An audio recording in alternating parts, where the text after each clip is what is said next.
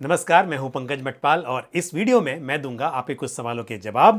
पहला सवाल जो मैं ले रहा हूं ये पूछा है श्रीकांत त्रिपाठी ने। त्रिपाठी जी, आपने सवाल ये पूछा है कि सीनियर सिटीजन्स सेविंग्स स्कीम और ब्लू चिप म्यूचुअल फंड्स यानी कि लार्ज कैप फंड्स की आप बात कर रहे हैं, दोनों में से क्या अच्छा रहेगा घर का खर्च चलाने के लिए।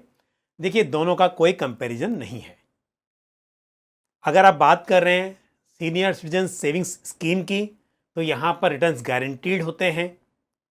5 साल की स्कीम है, 3 साल के लिए उसे आप एक्सटेंड कर सकते हैं। 5 साल के लिए जो रेट है, यदि इस वक्त पर 8.20% का इंटरेस्ट रेट है, वो फिक्स हो जाएगा। बाद में ये रेट घटता या बढ़ता रहेगा और आने वाले समय में उम्मीद है कि रेट कम ही होंगे। तो 5 साल तो रहेगा, पर 5 साल के बाद में क्या। लेकिन हाँ, 5 साल तक के लिए आपको जो रेट है वो फिक्स है और भविष्य में भी जो रेट होगा कम ज़्यादा वो पूरे टर्म में गारंटीड रहेगा। लेकिन आप जानते हैं कि महंगाई दर या जिसे हम इन्फ्लेशन कहते हैं, उसकी वजह से हमारे खर्चे बढ़ते जाते हैं टाइम के साथ। तो इसके लिए आपको ये भी समझना होता है कि आपके इन्वेस्टमेंट पर रिटर्न्स आपको कम से कम इतने तो मिले कि टैक्स पे करने के बाद या टैक्स एप्लीकेबल नहीं भी हो तो इन्फ्लेशन को बीट कर सकें।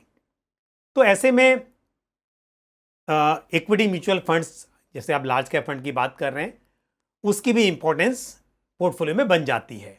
रिटर्न्स गारंटीड नहीं होते हैं, मार्केट में उतार चढ़ाव का जोखिम होता है, लेकिन लॉन्ग टर्म में हम उम्मीद करते हैं कि इक्विटी फंड्स आपको बेहतर रिटर्न्स दे पाएंगे। लेकिन यहाँ पर बात यह है कि आपने कहा है कि घर के खर्चों के लिए, तो यदि आप अभी पैसा इन्वेस्ट कर रहे हैं और फिर आप चाहते हैं कि आप रेगुलरली अपने खर्चों के लिए पैसे विड्रॉ करते रहें, तो मैं ऐसे में कहूँगा कि आपको म्यूचुअल फंड्स में भी इन्वेस्ट करना चाहिए और सीनियर सिटीजन्स सेविंग्स स्कीम में भी इन्वेस्ट करना चाहिए।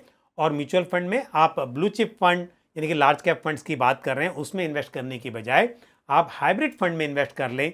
या फिर ऐसा करें, यदि आप म्यूचुअल फंड्स में लार्ज कैप फंड्स में कर रहे हैं तो थोड़ी क्वांटिटी करें, ताकि आपका जो पोर्टफोलियो है ओवरऑल उसमें डेट ज़्यादा हो, इक्विटी कम हो। इस तरह से इन्वेस्ट करें और फिर आप दोनों से रेगुलर इनकम पाते रहें और फिर आप उस तरह से अपने घर के जो खर्च हैं उन्हें इससे चला पाएंगे। अगला सवाल मैं ले रहा हूं जो पूछा है राम मिलन ने।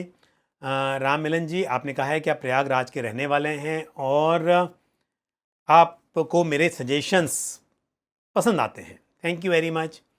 2018 से आप इन्वेस्ट कर रहे हैं और आपने चुनी है स्कीम्स मेरे asset large cap fund, Kotak flexi cap fund और साथ ही कोटक इमर्जिंग इक्विटीज फंड जो कि एक मिड कैप फंड है, और उसके साथ आपके पास है एसबीआई स्मॉल कैप फंड।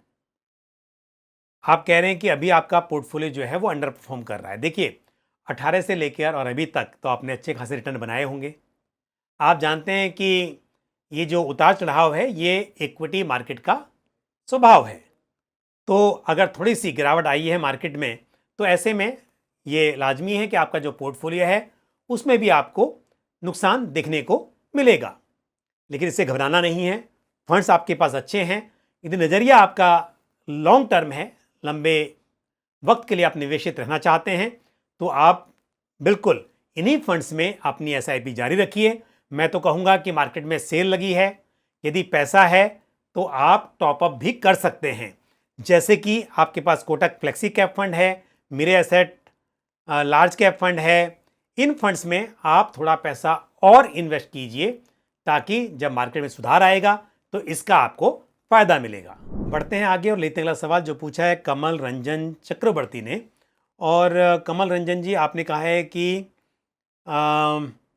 आपको 30 लाख रुपए इन्वेस्ट करने हैं 5 से 10 साल के लिए और ये आपका रिटायरमेंट कॉर्पस है। आपने already senior citizens savings scheme में 30 लाख रुपए इन्वेस्ट कर दिए हैं। तो मैं कहूँगा कि यदि इसके अलावा आपने फिक्स डिपॉजिट वगैरह में इन्वेस्ट कर दिया है, क्योंकि थोड़ा पैसा आपके पास कंटिजेंसी के लिए एफडी में भी होना चाहिए। सीनियर सिटीजन सेविंग स्कीम से आप रेगुलर पैसा तो पाएंगे, लेकिन जो पैसा आपने इन्वेस्ट किया है उसे विड्रॉ करना डिफ़िकल्ट है। तो ऐसे में थोड़ा पैसा आपका यदि फिक्स डिपॉजिट में या फिर जो कम जोखिम वाले म्यूचुअल फंड्स हैं, जैसे कि आर्बिट्राज फंड है या फिर लिक्विड फंड है, ऐसे फंड्स में भी आप पार्क कर सकते हैं। तो 5-10 लाख रुपए आप ऐसा रखिए कि ज़रूरत पड़ने पर आप निकाल सकें, लेकिन बाकी जो पैसे हैं उसे आपको म्यूचुअल फंड्स में इन्वेस्ट करना चाहिए, क्योंकि नज़रिया आपका 5 से 10 साल का है, थोड़े रिटर्न्स अच्छे मिलेंगे तो ये पैसा लॉन्ग टर्म तक चल पाएगा। तो मेरी राय ये होगी कि आप कुछ फंड जैसे कि ICICI Prudential asset allocator fund of fund, HDFC balance advantage fund, Mahindra Manulife balance advantage fund, इस तरह के फंड्स में आप इस पैसे को इन्वेस्ट करें। और मैं ये नहीं कह रहा हूँ कि आप डाइवर्सिफाइड इक्विटी फंड्स में करें, लेकिन इस तरह के हाइब्रिड फंड्स में आप अपने पैसों को इन्वेस्ट कर सकते हैं ताकि आपको इन्फ्लेशन से थोड़ा बेहतर रिटर्न मिल पाए। और क्योंकि जो फंड्स मैंने यहाँ पर बताए हैं उनमें इक्विटी एलोकेशन काफ़ी है, मार्केट के उतार चढ़ाव में जोखिम यहाँ पर रहेगा, तो आप पूरे पैसे को एक दिन एक साथ इन्वेस्ट करने की बजाय थोड़ा सा स्टैगर्ड मैनर में करें, यानी कि रुक रुक कर टुकड़ों में इन्वेस्ट करें ताकि ये जोखिम थोड़ा कम हो सके। अगला सवाल मैं ले रहा हूँ, ये पूछा है सुब्रता दास ने। आपने कहा है कि आप 2000 रुपये की आपकी एसआईपी है 3 फंड में, ओके, 15 साल एसआईपी करना चाहते हैं आप। पराग पारिक फ्लेक्सी कैप फंड में 1000, एचडीएफसी मिड कैप फंड में 500 और कोटक मल्टी कैप फंड में 500। ये पोर्टफोलियो कैसा है? पोर्टफोलियो अच्छा है, लॉन्ग टर्म के हिसाब से कोई बुराई नहीं है। आपने एक multi cap fund, flexi cap fund और साथ में अलग से मिड कैप फंड भी लिया हुआ है। लेकिन जब पैसा कम हो, मान लीजिए 2000 रुपये करने हैं, तो 2 फंड से भी आप काम चला सकते थे, एक मल्टी कैप फंड और एक फ्लेक्सी कैप फंड। तो दोनों फंड्स के जरिए आपको large cap, mid cap, small cap का एक्सपोजर मिल जाता, तो वो मेरे हिसाब से और बेहतर होता, क्योंकि 500-500 रुपये की एसआईपी करके नंबर ऑफ फंड्स बढ़ाना, उसके बजाय यदि आप फंड्स कम रखें तो अच्छा है।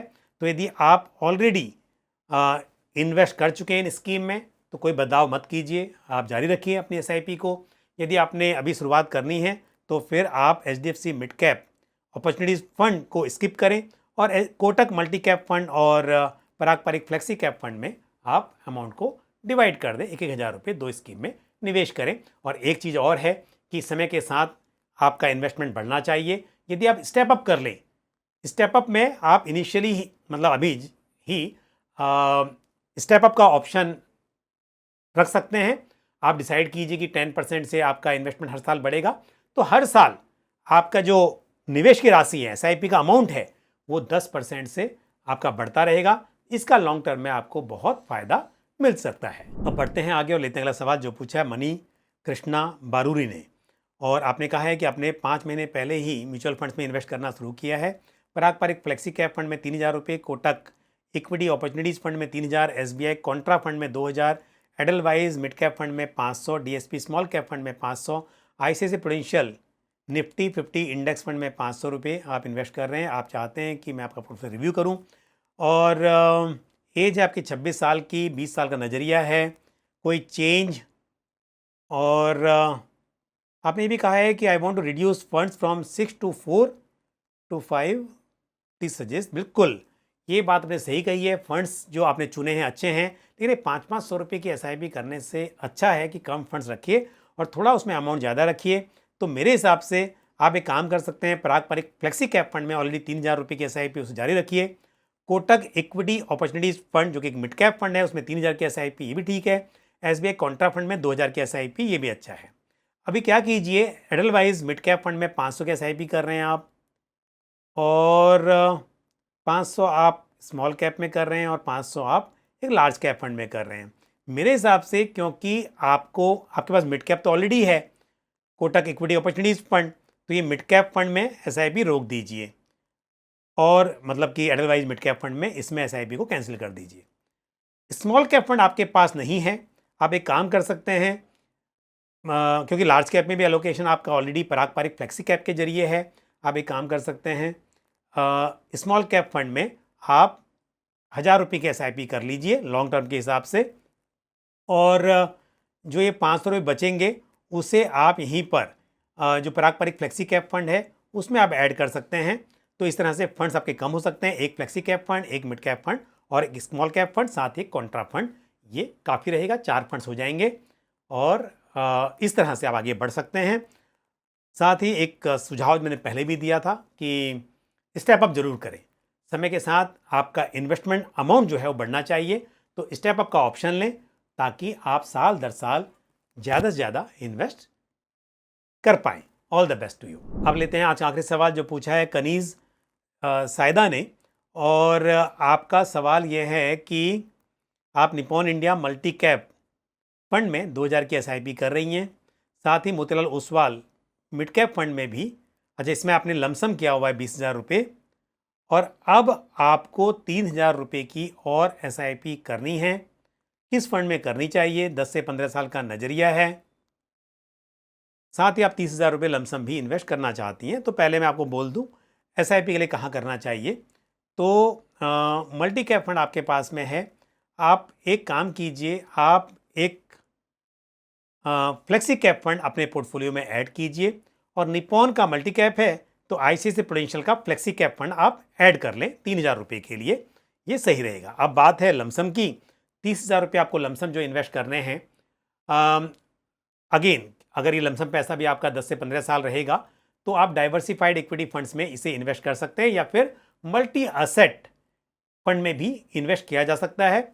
Nippon India multi asset allocation fund में आप इन्वेस्ट कर सकती हैं, या फिर ICICI prudential multi asset fund में इसे इन्वेस्ट कर सकती हैं। मल्टी एसेट में आपको इक्विटी, डेट और गोल्ड तीनों एसेट क्लास का बेनिफिट मिलेगा, ये सही रहेगा। और यदि आप प्योर इक्विटी फंड्स में करना चाहें तो मैं कहूँगा कि जो फ्लेक्सी कैप फंड जिसमें मैंने आपको सजेस्ट किया है, ICICI Prudential flexi cap fund और साथ ही Nippon India multi cap fund आपके पोर्टफोलियो में है, इन दो फंड्स में इस 30,000 रुपये को आप डिवाइड करके इन्वेस्ट कर लें। तो यदि आप थोड़ा इक्विटी का रिस्क लेने को तैयार हैं तो मेरे हिसाब से लॉन्ग टर्म के लिए ये दो फंड्स में इन्वेस्ट करना अच्छा रहेगा। और थोड़ा सा आपको यदि पोर्टफोलियो को बैलेंस करना है, उसमें डेट और गोल्ड को इंक्लूड करना है, तो मल्टी एसेट एलोकेशन फंड बेहतरीन चॉइस हो सकती है।